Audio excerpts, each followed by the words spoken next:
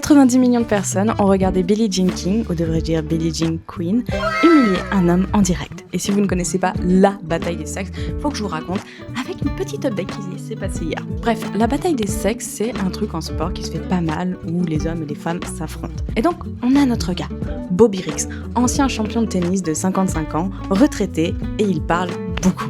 Il aime bien dire à tout le monde que les femmes sont inférieures et qu'il peut battre n'importe quelle joueuse de tennis, même à 55 ans. Et qu'est-ce qui va se passer ?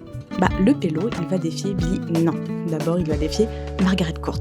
Et pas de chance pour nous, elle va perdre. Et donc forcément, le gars va continuer d'être insolent. Et il va défier cette fois, oh oui, notre Billie Jean King, qui est en plus une meuf vachement engagée, qui demande depuis un petit moment à ce que les joueuses soient mieux payées et qu'elles puissent jouer sur le même circuit. Elle a même monté le Women's Tennis Association. Et du coup, l'événement devient archi médiatique parce que la symbolique derrière est super forte. Et ça devient n'importe quoi. Il y a des interviews données avec des dingueries qui sont dites. Elle rentre sur le terrain en mode Cléopâtre portée par des gars, lui en pouce-pouce tiré par des mannequins.